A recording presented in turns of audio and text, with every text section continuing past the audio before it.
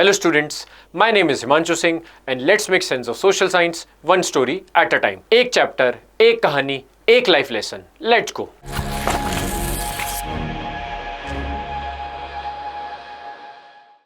सो आज हम इकोनॉमिक्स का चैप्टर चालू करें जिसका नाम है globalisation and the Indian economy.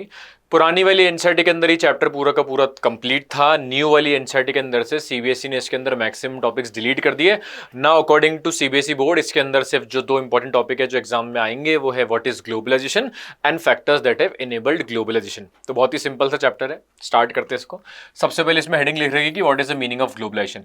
अब एक्चुअल में ग्लोबलाइजेशन की जो डेफिनेशन है उसको पढ़ने से पहले अपन थोड़ा सा पास्ट में पढ़ते हैं कि क्या कनेक्शन है, कैसे अपन वहां तक आए.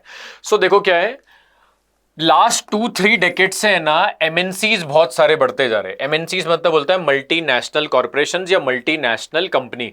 एक ऐसी कंपनी जिसकी ऑफिसर्स एक कंट्री से ज्यादा कंट्री के अंदर है. तो जितने ज्यादा एमएनसीज बढ़ रहे हैं तो ऑब्वियसली इनको लेबर बहुत ज्यादा चाहिए. लेबर इनको चाहिए बट इनको महंगा लेबर नहीं चाहिए, इनको चीप लेबर चाहिए. तो लास्ट 20-30 सालों से एमएनसीज ऐसी जगह ढूंढ रही है जहां पूरी दुनिया में जहां पर वो है ना चीप लेबर हायर कर सके ताकि उनका जो प्रोडक्शन है वो इंक्रीज हो. अब एमएनसीज जो है बेसिकली आपके उस टाइम पे आज से 30-40 साल पहले यूएसए बेस्ड या जो आपके यूरोपियन बेस्ड है एमएनसीज, उन्होंने कुछ कंट्रीज डिसाइड किए जहां पर अगर अपन फैक्ट्री खोलेंगे या वहां पर अपन प्लांट खोलेंगे तो वहां पे क्योंकि चीप लेबर है तो हमें इससे बेनिफिट होगा, जिसमें इंडिया भी वन ऑफ द कंट्री है. Foreign investment by MNCs in these countries have been rising. अब मैं इंडिया की बात करूं तो लास्ट 20-30 साल से इंडिया के अंदर ये भी एक्सटेंसिवली बढ़ ही रहा है. इसके बारे में मैं पहले भी एक चैप्टर के अंदर बता रखा हूं. फॉरेन डायरेक्ट इन्वेस्टमेंट मतलब ये जो बड़ी बड़ी कंपनीज है ये इंडिया जैसे कंट्री में आती है, यहाँ पर इन्वेस्टमेंट करती है, इनका भी फायदा है और हमारा तो फायदा है इसके अंदर.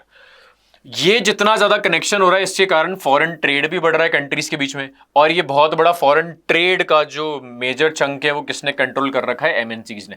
सो एमएनसीज वाला जो टॉपिक था आपकी पुरानी वाली एनसीईआरटी में उसमें ये भी था कि एमएनसीज के कारण पॉजिटिव चीजें क्या हुई है, एमएनसीज के कारण नेगेटिव चीजें क्या हुई है, बट वो आपके बुक के अंदर रिमूव कर दिए. इसमें एक एग्जांपल दे रखा है, जैसे कंपनी है फोर्ड मोटर्स. हालांकि अब तो वो इंडिया के अंदर चली गई बट इसमें एग्जांपल दे रखा है पूरा मतलब एनसीईआरटी में दे रखा है. हालांकि ये जो एग्जांपल है वो बैठता नहीं 2025 में बिकॉज वो company no longer exist in India. But अब ठीक है एनसीईआरटी के अंदर दे रखा है तो अपन पढ़ लेते हैं. सो फोर्ड मोटर्स जो अमेरिकन कंपनी उसका एक प्लांट है इंडिया के अंदर. वो कार बनाते हैं ऑब्वियसली इंडियन मार्केट्स के लिए बट वो कार को एक्सपोर्ट्स भी करते हैं और वो है ना कार कंपोनेंट्स भी एक्सपोर्ट करते हैं अपनी दुनिया में जहां जहां पर भी उनकी फैक्ट्रीज बनी हुई है. इंडिया में क्यों खुल रखा है? इंडिया में लेबर बहुत चीप है तो यहाँ पर आप कुछ बनाएंगे फिर उसको एक्सपोर्ट कर देंगे और कहीं और जाके वो कार को असेंबल करेंगे. सो सिंपल सी बात है ऐसे. सो जितना ज्यादा ये बड़ी बड़ी कंपनीज आ रही है उतना ज्यादा हमारे यहाँ पर फॉरेन इन्वेस्टमेंट बढ़ता जा रहा है. जितना ज्यादा फॉरेन इन्वेस्टमेंट बढ़ रहा है उतना डिफरेंट कंट्रीज के बीच में इंटरकनेक्शन बढ़ रहा है. Now word is important is interconnection या इंटीग्रेशन. इस इंटीग्रेशन या इंटरकनेक्शन को अपन बोलते हैं globalisation. So globalisation is the process of rapid integration और interconnection between countries. MNCs are playing a major role in the globalisation process. अब imagine करो आपके पास में कोई इलेक्ट्रॉनिक चीज है, जैसे कि let suppose you have a mobile phone. अब आपने देखा होगा उसका सेमीकंडक्टर किसी और कंट्री में बना है, कंपनी ओरिजिनली किसी और कंट्री की है, बिक वो किसी और कंट्री में रहा है. सो अब क्या हो गया कि हमारे पास जो बहुत सारे प्रोडक्ट्स है वो सारे के सारे A to Z सारे के सारे प्रोसेस इंडिजिनस नहीं है. अलग अलग कंट्रीज के अंदर वो बनते हैं और फिर असेंबल होकर वो कहीं और ही बिकते हैं. तो ग्लोबलाइजेशन मतलब यही है कि आपने पूरी दुनिया को एक तरीके से श्रंक कर दिया है. पहले दुनिया बहुत बड़ी थी बोलने के लिए कि इतना ज़्यादा ट्रैवल नहीं होता था और इतना ज़्यादा एक्सेस नहीं था, कल्चरल डिफरेंस बहुत ज़्यादा था. अब तो मार्केट्स ही ऐसा हो गया कि मैं इंडिया में बैठे बैठे अपना सामान बेच सकता हूँ अमेरिका के अंदर. सो ग्लोबलाइजेशन में जो वर्ल्ड है वो बहुत ही छोटा कर दिया है. अब ये सिर्फ गुड्स का ही एक्सचेंज नहीं है, ये कल्चर का, आइडियाज़ का, लोगों का, सर्विसेज का, सब चीज़ों का एक्सचेंज है. रिसेंटली जो बहुत ज्यादा एक्सचेंज बढ़ा है वो मूवमेंट ऑफ पीपल बढ़ा है. पीपल एक जगह से दूसरी जगह जाते क्यों है? सो जनरली शिफ्ट ऐसा होता है, एक होता है पुल फैक्टर, एक होता है पुश फैक्टर. पुल फैक्टर ये कि आप जा रहे हो उन कंट्रीज में because they are pulling you with their resources की मतलब बेटर एजुकेशन फैसिलिटीज है और बेटर मार्केट है या फिर आपका बेटर हेल्थ फैसिलिटीज है. पुश फैक्टर ये कि आप किसी जगह से जाना चाहते हो बिकॉज उस जगह पे अच्छी चीज़ें नहीं है, मतलब एज इन की ट्रांसपोर्टेशन बढ़िया नहीं है, मार्केट अच्छा नहीं है, वही सारी चीज़ें. वही इंडिया में जैसा आप देखते हो कि लोग रूरल एरिया से माइग्रेट करते हैं अर्बन एरियाज में, वैसे ही in globalization when people move they move from developing nation to developed nation. अगर मैं इंडिया की बात करूं तो इंडिया में ऑलमोस्ट आपके हर साल 2 से 3 लाख लोग परमानेंटली इंडियन सिटीजनशिप छोड़ ही देते हैं। मैं उनकी तो बात ही नहीं कर रहा कि जो सिर्फ पढ़ाई करने के लिए, ग्रेजुएशन और पोस्ट ग्रेजुएशन करने के लिए बाहर जा रहे हैं। मैं उनकी बात कर रहा हूं जिन्हें परमानेंटली अपनी जो सिटीजनशिप है वो सरेंडर करके वो बाहर ही चले गए। अब ओबियसली जब वो बाहर जा रहे थे, they are not going in Bangladesh, they are not going in Pakistan या श्रीलंका, वो जा रहे हैं नॉर्डिक कंट्रीज में, ऑस्ट्रेलिया, न्यूजीलैंड और यूरोपियन कंट्रीज में, यूएसए में, कनाडा में, मतलब बेटर कंट्रीज के लिए। So besides good services, investment, technology, बहुत सारे, बहुत बड़ा चंक जिसका जो मूवमेंट होने लग गया वो किसका होने लग गया? Movement of people. अब लोग जाते क्यों है? बिकॉज उनको ऐसा लगता है कि वहां पर सब चीजें बेटर है अपनी प्रेजेंट वाली कंट्री से। हाँ, इसमें लास्ट में एक पॉइंट दे रखा है कि पिछले कुछ डेकेड से ये जो मूवमेंट है वो थोड़ा सा आपका कम हो गया है, बिकॉज है ना कंट्रीज के बीच में रेस्ट्रिक्शंस और बहुत सारी प्रॉब्लम्स आ गए, एज इन की वॉर्स का इशू चल रहा है, या टेररिस्ट ग्रुप्स आ गए, या आपको पता होगा आईसिस के बारे में अगर आपने नाम सुना हो तो आईसिस के कारण जो मास माइग्रेशन हो रहा है, इलीगल इमिग्रेशन भी हो रहा है, जो आपके मिडिल ईस्ट कंट्री से, अफ्रीका में भी कुछ ना कुछ चलता रहता है, वहां से लोग माइग्रेट करके जा रहे हैं। सो अब लोगों का थोड़ा सा, मतलब अब थोड़े से, क्या बोलूंगा मैं, लोग थोड़े से स्क्रूटनाइज तरीके से देखने लग गए दूसरे कंट्री के लोगों को। कुछ टाइम पहले तक ये मूवमेंट बहुत ही ज्यादा फ्री था, मतलब इंडियंस तो फेमस ही है कि इंडियंस बहुत सारी जगह पे आपको मिलते हैं, और इंडियंस क्या होता है कि बाहर जाके बहुत ज्यादा हार्ड वर्क भी करते हैं। सो इंडियंस किसी कंट्री में जा रहे तो हर चीज में जाके एक्सेल भी करते हैं, ठीक है। जैसे आपका जो अमेरिका के अंदर जो सिलिकॉन वैली कैलिफोर्निया में, उसको मतलब एक तरीके से मैनेज इंडियंस ही कर रहे हैं। वो आपने सुना ही होगा वर्ल्ड की बड़ी बड़ी कंपनीज में इंडियंस और वो सब चीजें। अब वो वैसे तो अच्छी बात है सोचने के हिसाब से, बट वैसे देखा जाए तो अच्छी बात नहीं है। पॉइंट इज कि वो वहां पर गई क्यों? क्योंकि उनको सब चीज वहां पे बेटर मिल रही थी। अगर उनको वो ऑलमोस्ट सेम चीज या समवॉट सिमिलर चीज अगर यहीं पे मिल जाती इंडिया के अंदर ही, तो शायद वो इधर रुक जाते। तो ब्रेन ड्रेन तो देखो वो हो ही रहा है, बट इस चैप्टर के अंदर ऑब्वियसली उसके बारे में बात नहीं कर रखी है। अब इसके अंदर ये जो ग्लोबलाइजेशन है वो तो अपन को पता है कौन कौन सी चीजें जिससे ग्लोबलाइजेशन फास्ट हुआ या जिससे इनेबल हुआ है। सो दो चीजें दे रखी है, एक है टेक्नोलॉजी, टेक्नोलॉजी इंप्रूव हुई है in terms of transportation technology, और technology in terms of IT, information and technology. और जो दूसरा है वो दे रखा है कि ट्रांसपोर्टेशन सिस्टम इंप्रूव है through the use of containers. So technology में क्या है, देखो एक तो कि पहले के टाइम पर क्या है कि है ना, एक जगह से दूसरे जाना, जो मूवमेंट है वो बहुत कॉम्प्लिकेटेड था, प्राइस बहुत ज्यादा थी। अब ट्रांसपोर्टेशन बहुत इजी हो गया है, डिलीवरी बहुत लॉन्ग डिस्टेंसेस पे अब इजी हो गया है, वो भी लोअर कॉस्ट पे। सो अब अगर मैं यहाँ पर बैठा हूँ, लेट्स सपोज आई एम इन जयपुर, और मुझे है ना कुछ कंटेनर, मुझे कुछ सामान मंगाना है चाइना से, तो मेरे पास में बहुत सारे रास्ते हैं। मैं फ्लाइट के थ्रू आ सकता है, या आपके वो साउथ चाइना सी क्रॉस करके आप इधर इंडिया में किसी पोर्ट पे ला सकते हो। अब इतना ज़्यादा लोगों के बीच में कनेक्शंस बढ़ गया है, इतनी ज़्यादा ट्रेड होने लग गई कि जो प्राइस है वो कम हो गया है, तो मैं कम प्राइस में एक साथ ही बल्क के अंदर बहुत सारे आइटम्स ला सकता हूँ। तो एक तो ट्रांसपोर्टेशन टेक्नोलॉजी बहुत सस्ती हो गई है, दूसरा जो आईटी टेक्नोलॉजी है वो भी बहुत ज़्यादा प्रोमिनेंट भी हो गई है और सस्ती भी हो गई है। आईटी के अंदर मतलब आपका सब कुछ ही आ गया इसके अंदर, ठीक है ना। इलेक्ट्रॉनिक मेल आ गया, टॉक आ गया, इंटरनेट आ गया, टेलीकम्युनिकेशन फैसिलिटीज आ गया, टेलीग्राफ, टेलीफोन इंक्लूडिंग, सब चीजें इतनी सस्ती हो गई है, इतना एक्सेसिबल हो गया है एक दूसरे से बात करना, एक दूसरे से कनेक्ट करना, कि आपने देखा होगा अभी प्रेजेंट टाइम के अंदर ही आप देखो तो कितनी सारी फिनटेक कंपनीज आती जा रही है आपकी फूड डिलीवरी के अंदर। मतलब घर बैठे बैठे आप खाना ऑर्डर कर दो, घर बैठे बैठे टिकट कर दो। अभी गवर्नमेंट इस मतलब इंडियन गवर्नमेंट अभी एक चीज पे काम कर रही है, इमेजिन आज से 3-4 साल बाद कि आप बैठे बैठे वर्ल्ड में किसी भी जगह पे आप प्रॉपर्टी खरीद सकते हो online with the click of a button. मतलब ये जो अपन पहले के टाइम पे ये बहुत बड़ा रिवॉल्यूशन शेयर मार्केट और स्टॉक मार्केट के अंदर आया था कि पहले लिटरल पेपर्स उड़ते और साइन वाइन करना पड़ता था, फिर अब बैठ के अपन फोन में करते थे, जीरोधा और जो ग्रो ऐप ये वो। अभी गवर्नमेंट इज वर्किंग, मतलब गवर्नमेंट एज इन की इन्फोसिस के साथ में मिलकर वो काम कर रहे हैं कि ऐसा हो कि अपन बैठे बैठे वर्ल्ड में किसी भी कंट्री के अंदर अपन ना जमीन खरीद सकते हैं ऑनलाइन डिजिटल फॉर्म के अंदर। सो आईटी सेक्टर के अंदर बहुत ज्यादा ग्रोथ हुआ है। आईटी सेक्टर के ग्रोथ के कारण आपका बीपीओ सेक्टर बढ़ा है, सॉफ्टवेयर टेक्नोलॉजीज पार्क बने, बहुत सारी चीजें हुई है।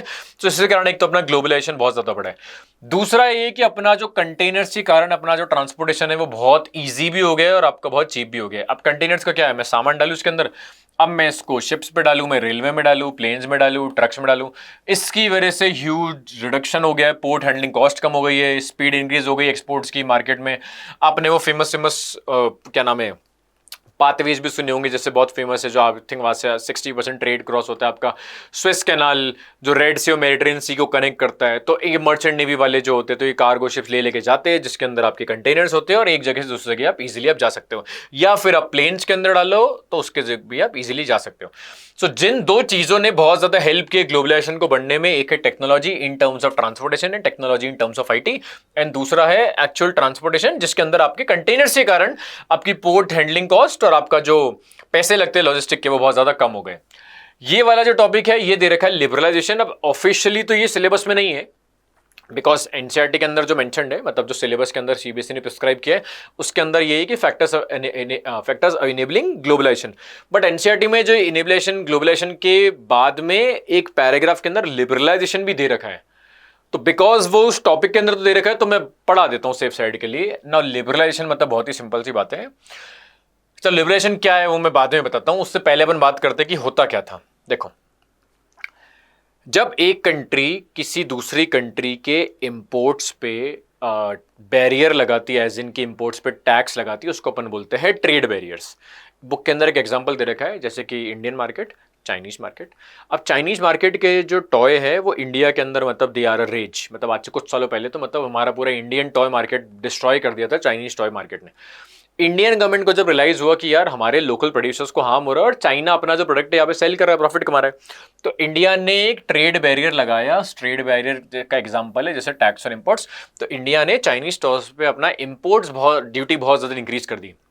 उसके कारण अब जो चाइनीज टॉयज है वो यहाँ पर इतने ज्यादा बिकते नहीं है क्योंकि उनको फिर लॉस होगा, और जो इंडियन मार्केट है उसके अंदर अब इंडियन टॉय कंपनीज बहुत सारी आ गई है। सो एक कंट्री दूसरे कंट्री से ट्रेड करके मैनेज कर सकता है थ्रू ट्रेड बैरियर्स कि अगर आपको बिजनेस बढ़ाना है तो आप अपने इंपोर्ट्स पे जो टैक्स लग रहा है वो कम कर दोगे, आपको किसी कंट्री से बिजनेस कम करना है तो आपके ऊपर आप जो इंपोर्ट पे टैक्स लगा रहे हो उसको आप इंक्रीज कर दोगे। अब बात आती है कि इंडिपेंडेंस के बाद में गवर्नमेंट ने क्या किया था। सो देखो, अपन को इंडिपेंडेंस मिली इंडियन गवर्नमेंट मतलब इंडिया को 1947 में।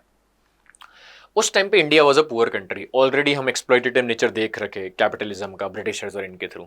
सो इंडिया ने 1947 में बहुत सारे रेस्ट्रिक्शंस या ट्रेड बैरियर्स बोलने लगा रखे थे फॉरेन ट्रेड और फॉरेन इन्वेस्टमेंट पे, जैसे कि आप बाहर से मशीनरी मंगा सकते, बाहर से टेक्नोलॉजी नहीं मंगा सकते। ये सब करने का पर्पस क्या देखो कि इंडिया में जो लोकल प्रोड्यूसर्स है उनको बचाने के लिए था। बिकॉज गवर्नमेंट को ऐसा लगता था कि भारत आज़ाद हुआ है 50s में और अभी अर्ली 60s में ना हमारे यहाँ पर है ना कंपनीज बनना चालू हुई है। अगर हमने हमारा मार्केट ओपन कर दिया और बाहर की जो बड़ी बड़ी कंपनीज है ये अगर इंडिया आ गई तो हमारे जो लोकल प्रोड्यूसर्स है वो उनके लेवल से के बराबर ही नहीं, वो उनसे कम्पीट ही नहीं कर पाएंगे।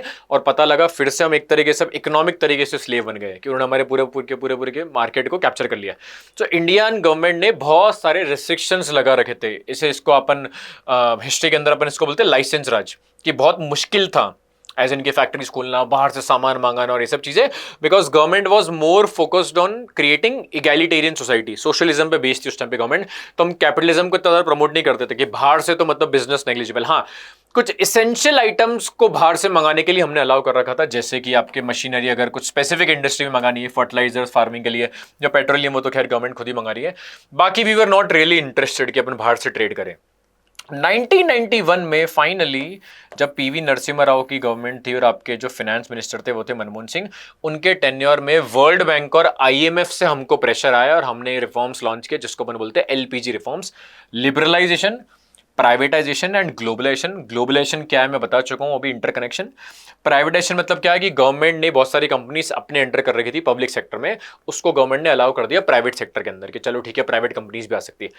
लिबरलाइजेशन इज वर्ड वही आया आपके लिबर से, लिबर मतलब होता है फ्री, कि गवर्नमेंट ने विथ टाइम अपने जो बैरियर्स थे, जो इंपोर्ट्स थे, जो रेस्ट्रिक्शंस थे, उसको ईज डाउन कर दिया, हमारा मार्केट खोल दिया कि चलो अब बाहर वाली कंपनीज आएगी और हमारे वाले को इनसे compete करना पड़ेगा, और because they will try to compete तो उनको अपनी क्वालिटी इंप्रूव करनी पड़ेगी। तो अब जब तक कंपटीशन नहीं होगा तब तक इंडियन जो प्रोड्यूसर्स है वो अपनी क्वालिटी इंप्रूव नहीं करेंगे।